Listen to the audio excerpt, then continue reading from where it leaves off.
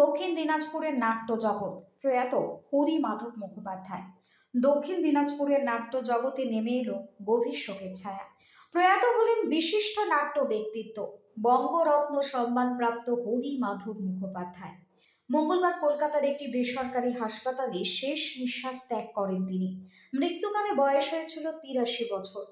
১৯৪১ সালে জন্মগ্রহণ করা হরি মাধব মুখোপাধ্যায়ের হাত ধরেই বালুরঘাট পেয়েছিল ত্রিতীর্থ নাট্যদল, দেবী গর্জন, জল, গ্যালিলিও, দেবাংশীর মতো কালজয়ী নাটকের নির্দেশক ছিলেন তিনি।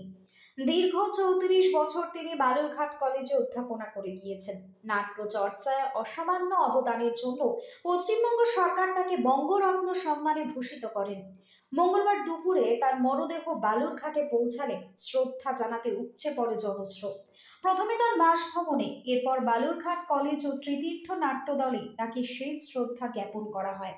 পরে খিদিরপুর মহাশ্মশানে তার শেষকৃত্য সম্পন্ন হয়। হরি মাধব মুখোপাধ্যায়ের প্রয়াণে শোকস্তব্ধ জেলার নাট্যপ্রেমীরা। এক নাট্যকর্মীর কথায়, তিনি ছিলেন আমাদের পথপ্রদর্শক। নাটকের আলো নিভে গেলেও তার সৃষ্টি চিরস্মরণীয় হয়ে থাকবে। Bureau report, Hili news Bangla. Program আছে আপনাদের গোটা শহরে। আজকে যেটা আছে, এই মাধবদার দেহ এখানে চলে এলো। আমরা ট্রেনার থেকে শিফট করলাম। কলকাতা থেকে যেই গাড়িতে এসছে সেই গাড়িটা শিফট করে লোকালে একটি গাড়ি আমাদের অম্বরীশ সরকার এবং চেয়ারম্যান, বালুরঘাট চেয়ারম্যান ব্যবস্থা করে দিয়েছেন।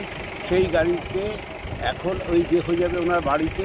সেখানে যেসব কাজকর্ম আছে সেগুলো সারবার পরে কলেজ হয়ে যাবে টিকিটে ঘন্টাখানেক থাকবে, তারপরে যাবে বার্নিং ঘাটে। সেখানে গিয়ে এখানে কি সমস্ত নাট্যপ্রেমীরা এখানে কি আসবে?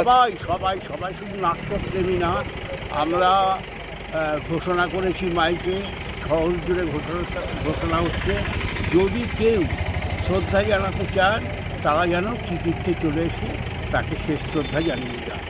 নাটকের জগতের কতটা ক্ষতি হলো? বিরাট বিরাট বিরাট, মানে নাটকের, ভারতবর্ষের নাটকের জগতের ক্ষতি হয়ে গেল। বিষয়টা দেখুন, আজকে সত্যি বালুরঘাট শহর শোকস্তব্ধ। কারণ যে সমস্ত মহান ব্যক্তিত্ব যারা বালুরঘাট শহরকে সংস্কৃতির শহর হিসেবে পরিচিতি লাভের জন্য আমাদের যে সমস্ত মানুষের অবদান ছিল, তার মধ্যে হরিমাধব মুখোপাধ্যায় উনি একজন অন্যতম। তিনি নাট্যকার, নির্দেশক এবং অভিনেতা। তো তিনি বালুরঘাট শহরকে সংস্কৃতির শহর হিসেবে পরিচিতি লাভ ঘটানোর জন্য বালুরঘাট শহরকে যেভাবে চিনিয়েছেন, জানিয়েছেন, এবং তার যে প্রয়াণে আজকে গতকাল তিনি আমাদের মধ্যে আর নেই, তিনি পরলোক গমন করেছেন, তার পরিবারের প্রতি সমবেদনা জ্ঞাপন করছি আমরা, এবং পাশাপাশি